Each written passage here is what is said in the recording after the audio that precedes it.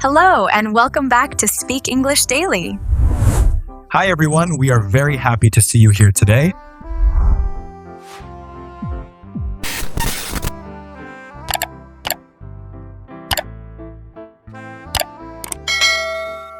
I almost turned around and went home. Seriously? Yeah, I stood outside the coffee shop for like 2 full minutes thinking, what if the conversation gets awkward? That's a very specific fear.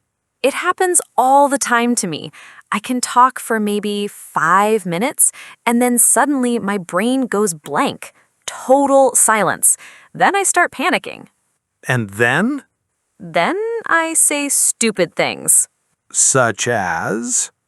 Don't laugh. I'm already preparing to laugh. One time, I asked someone if fish get thirsty.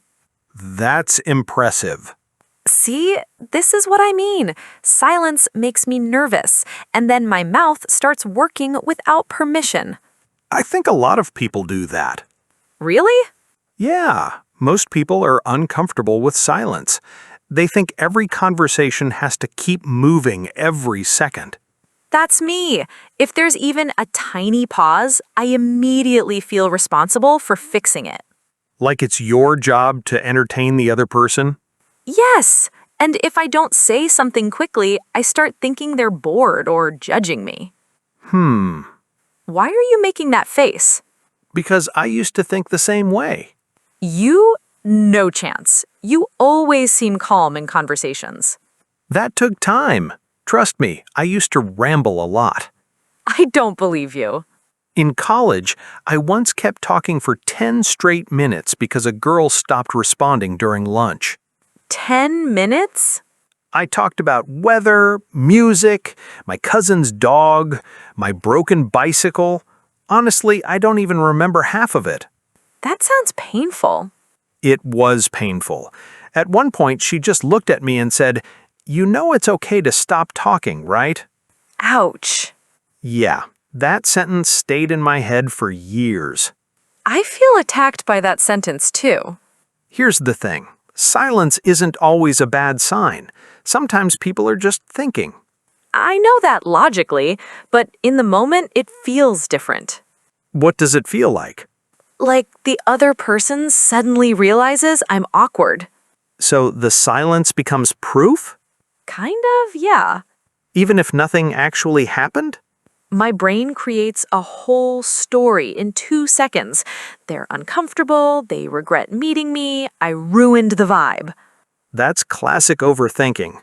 I know, and the worst part is that my panic usually creates more awkwardness. Because you start forcing conversation? Exactly. Yeah. You caught yourself there. I almost used the forbidden word. Dangerous moment. But seriously, I hate those quiet moments, especially in cafes like this. Why cafes specifically? Because you can hear everything. The cups, the chairs, people typing on laptops. And then if you stop talking, it feels so obvious. Meanwhile, the other person is probably just drinking coffee and relaxing. You make it sound so simple. Sometimes it is simple. We create pressure where there doesn't need to be pressure. I wish I could do that. Let me ask you something. If a close friend sits quietly with you for a few seconds, do you panic? No, Why not? because I'm comfortable with them. So silence itself isn't the problem. Huh, The fear comes from being judged. that's true. You assume silence means you failed socially somehow. Wow, that sounds dramatic when you say it out loud. Most social anxiety sounds dramatic when spoken out loud. Fair point. And honestly, confident people pause all the time. They think before speaking. They let conversations breathe a little. I've never thought about it like that. You don't need to perform every second. That sentence feels weirdly comforting. Good, because I promise you this, most people remember how you made them feel, not whether there were 5 seconds of silence. I'm going to try remembering that next time my brain starts screaming during a conversation. Start there. Don't fight the silence immediately. Just let it exist for a moment. You know what's strange? What? I can sit in silence for hours when I'm alone. No problem at all. But the second another human being is involved, my brain suddenly treats silence like an emergency. Because silence becomes social. Yeah, it suddenly feels loaded with meaning. People are very good at inventing meaning where there might not be any. That should be printed on a t-shirt. Think about how many nervous habits people have during conversations. Oh, I have plenty. Most of them come from discomfort with silence. Like what? Talking too fast, interrupting, laughing at things that aren't funny, asking random questions just to keep the conversation alive. I do the random question thing constantly. I've noticed. Rude. Last week, you randomly asked me which animal would be the worst roommate. That's an important discussion. It came directly after a 4-second pause. See, this is why I can't trust silence. It turns me into a strange person. Not strange, just self-conscious. There's that word again. I hate that feeling. Most people do. The moment you become overly aware of yourself, conversations stop feeling natural. It's like suddenly watching yourself from outside your own body.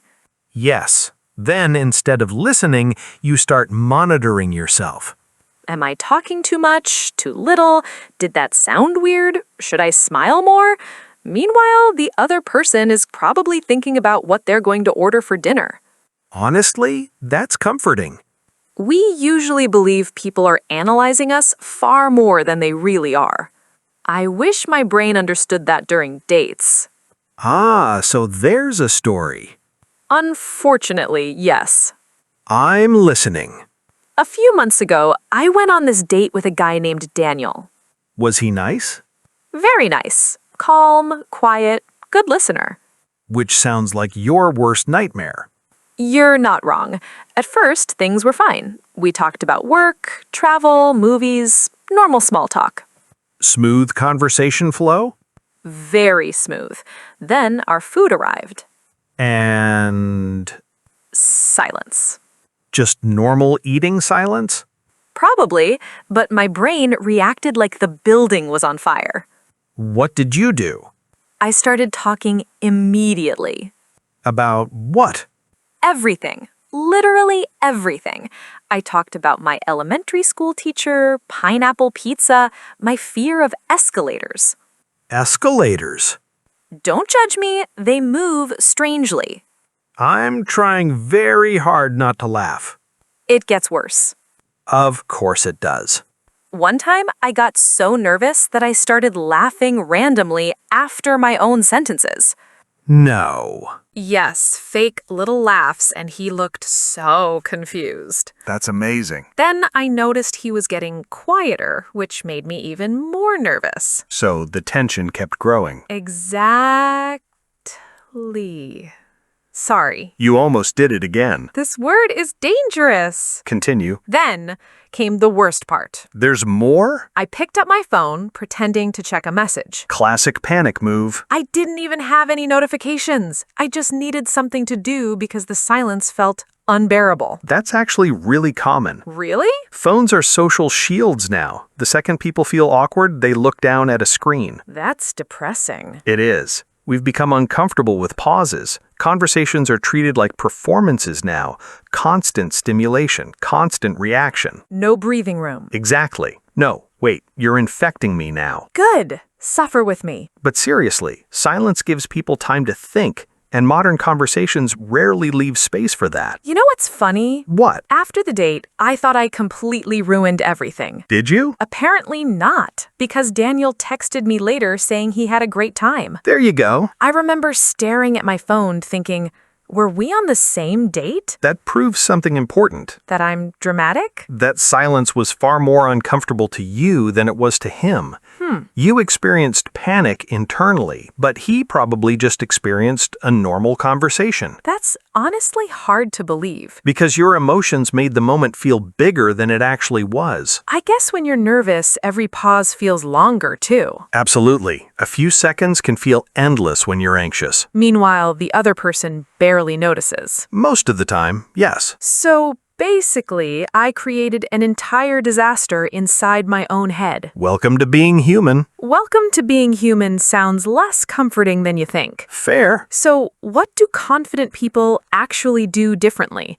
Because whenever I meet someone socially confident, they never seem scared of silence. They usually aren't trying to control the conversation every second. That sounds impossible to me. It's mostly practice and awareness Awareness of what? of your own reactions. Most people panic automatically. They don't even notice it happening. I definitely notice it happening. My heart starts racing immediately. Then you're already ahead of a lot of people. Great! I'm emotionally unstable, but self-aware. That's a strong starting point. So, what am I supposed to do during a silent moment? Just stare into space? No. First, breathe. That sounds too simple. Because simple things are easy to ignore. Watch what happens physically when you get nervous. My shoulders tense up. Your voice gets faster too. I hate that you notice these things. You also stop listening carefully because your brain switches into survival mode. True. So instead of focusing on what to say next, focus on calming your body first. Breathing actually helps that much? It helps more than people think. One slow breath can interrupt panic before it grows.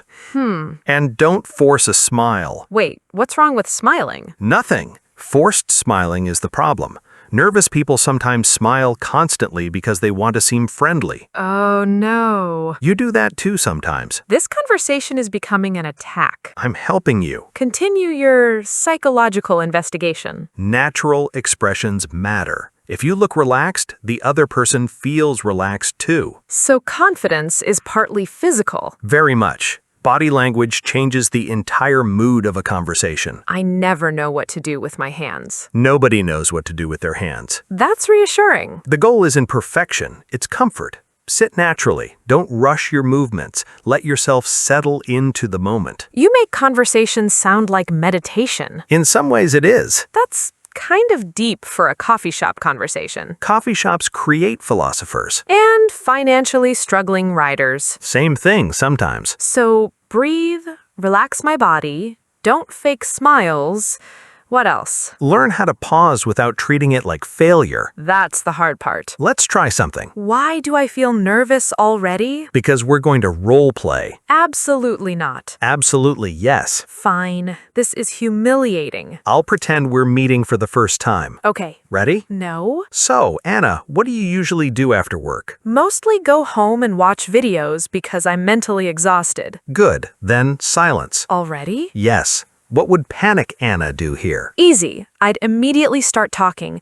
But not every day. Sometimes I cook. Well, not cook, more like survival cooking. One time I burned pasta somehow. And now you're spiraling. I know. Your energy suddenly becomes chaotic because you're trying to rescue the conversation. Painfully accurate. Now let's try again. Fine. So, Anna, what do you usually do after work? Mostly go home and watch videos because I'm mentally exhausted. Silence.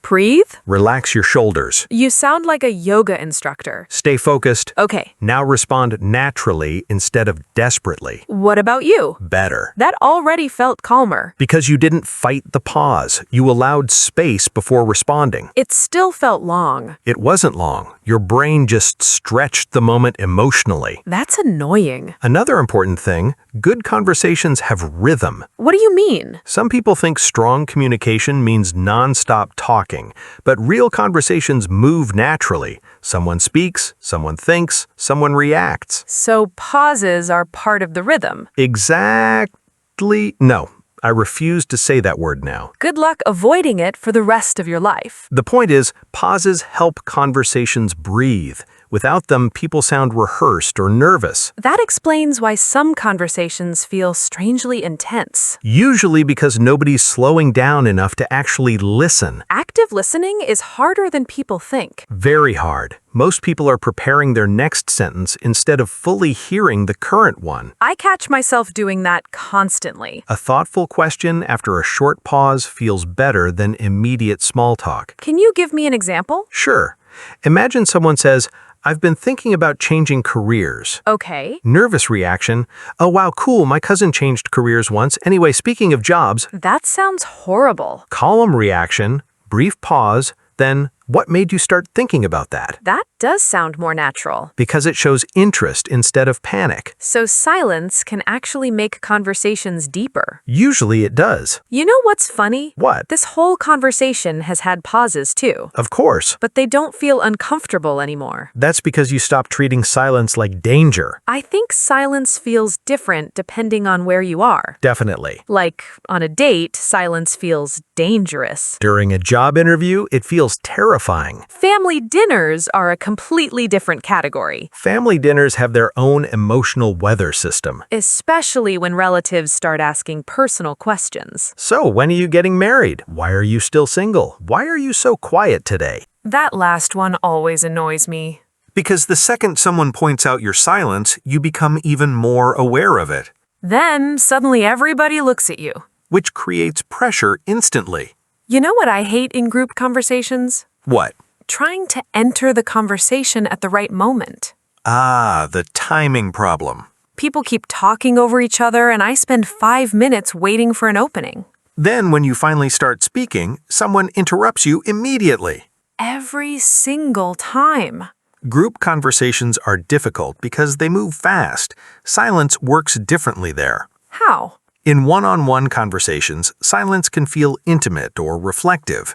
In groups, silence sometimes just means the conversation is moving around you quickly, That explains why quiet people often disappear in groups, especially if they're overthinking. which unfortunately I specialize in. The pressure becomes internal. Speak now or everyone will forget you exist. That is literally the feeling. Then people rush their words because they're afraid of losing the moment. I've done that before and completely ruined my sentence halfway through. Most people don't even notice. You always say that. Because it's true. We experience our own awkward moments much more intensely than other people do. I remember this work event last year where I barely spoke the whole night. Why? Everybody already seemed connected. I felt like I was entering a conversation that had started hours before I arrived. That could be hard socially. I kept trying to think of something smart to say. Dangerous strategy. Why dangerous? Because when your goal becomes say something impressive, you stop behaving naturally. So what should the goal be? Curiosity, listening, simple connection. That sounds healthier. People with strong social skills usually focus outward, not inward. Meaning? Instead of constantly thinking, how am I being perceived, they think, who is this person? What are they like? That shifts the attention away from yourself. Which reduces social anxiety a lot. You know where silence feels the heaviest to me? Where? Job interviews. Oh, absolutely. Especially after answering a question. And the interviewer starts typing notes. Yes, those few seconds feel endless. Because you're waiting for judgment. My brain immediately goes, that answer was terrible. They hate me. Meanwhile, the interviewer is probably just writing your name correctly. I once kept talking because the interviewer stayed silent. What happened? I answered the question normally at first. Then she looked down to write something. And you panicked. Completely.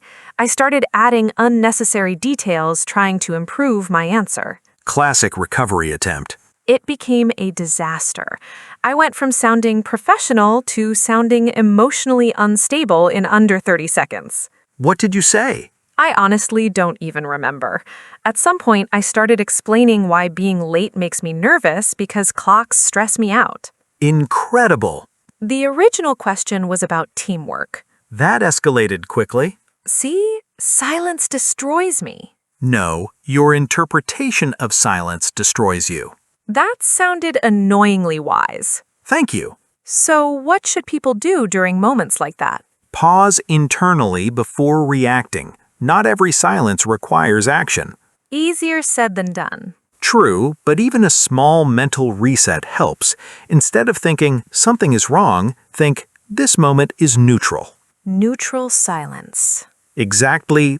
No. Stop putting that word near me. You're suffering now. Deeply. What about meaningful silence, though? That's different.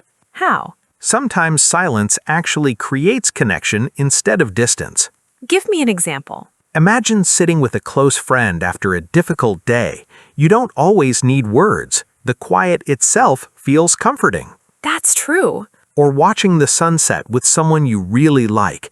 Nobody feels pressured to perform constantly. That kind of silence feels warm. Because comfort changes the meaning of silence. So silence isn't automatically awkward. Not at all. Sometimes it means people feel safe enough not to force conversation. Wow. What? I think I've spent most of my life trying to avoid awkwardness instead of trying to connect with people. That's more common than you think. I always thought being good at conversation meant being interesting all the time. A lot of people confuse performance with connection. Yeah, like if I could just keep the conversation alive long enough, people would like me. But constantly performing is exhausting. It really is. And people can usually feel it too. That part hurts a little. Not because you're doing something wrong, it's just that nervous energy changes the atmosphere. I think I finally understand what you meant earlier about conversations breathing. The calmer I feel, the calmer the conversation feels. Exactly. No, I almost walked right into it again. This forbidden word challenge truly damaged your life. Permanently. But seriously, I noticed something during this conversation. What? The moments that felt nicest weren't the moments when one of us said something clever. That's interesting. It was more the moments where things slowed down a little. Because slowing down creates presence. Presence. Being fully there with someone instead of mentally racing ahead. I almost never do that. Most people don't. They're either replaying the past or preparing future sentences. That explains why some conversations feel empty even when people talk nonstop. Words alone don't create connection. That sentence should also go on a t-shirt. We're building an entire clothing brand today. Emotionally damaged but socially aware. I'd wear it. You know what else I've realized? What? Some people make you feel emotionally comfortable very quickly. Those people usually aren't trying too hard to impress anyone. They feel relaxed. And that relaxed energy gives other people permission to relax too. I've met people like that. You sit with them and somehow silence doesn't feel heavy at all. Because comfortable silence is usually a sign of comfort between people. That's probably my favorite thing you've said today. It's true though. When people feel safe with each other, they stop needing constant reassurance from conversation. Wow. What? I used to think silence meant connection was disappearing. And now? Now I think silence can sometimes mean the connection is strong enough that nobody feels pressure to fill space constantly. That's a big shift. It really is. And honestly, genuine conversations usually include quiet moments naturally. Genuine is such a good word for this topic. Why? Because forced conversations feel very different from genuine ones. You can feel the tension immediately. Forced energy creates distance. While calm conversations feel more honest somehow. Because people stop managing every tiny detail. They respond naturally instead of strategically. Strategically is how I've approached conversations for years. Like a social chess match? Pretty much. Say this, smile now, keep eye contact, ask another question, don't let silence happen. That sounds exhausting. I was exhausted. You don't need to earn connection by constantly entertaining people. That sentence hit me hard. Think about the people you feel closest to in life. Okay. Are those relationships built on non-stop talking? No, not really. Sometimes sitting quietly with someone you trust feels better than talking for hours. That's true. Real comfort is quiet sometimes. I honestly wish I had understood this years ago. Maybe you needed to experience it gradually. Maybe. Social confidence usually doesn't come from learning perfect conversation techniques anyway. Then where does it come from? From accepting that awkward moments are normal and survivable. Survivable is important there. Very important. I think I've treated awkwardness like proof that something was wrong with me. Awkwardness is part of being human. Every person experiences it. Even socially confident people? Of course. The difference is they don't panic when it happens. They let the moment pass naturally. Right. They don't build an emotional disaster around 5 seconds of quiet. I'm suddenly realizing how much energy I wasted fighting silence. At least now you can stop fighting it a little. You know what's funny? What? There's a pause right now, and for once, I don't feel the need to rescue it. That's growth. It actually feels peaceful. Good conversations often do. I think next time silence happens, I'll try not to assume the worst immediately. That's a good place to start. And maybe instead of trying to perform constantly, I'll just focus on being present. Usually that creates better connection anyway. Thanks for this conversation. Anytime. And look at that. What? We survived silence without talking about fish getting thirsty again.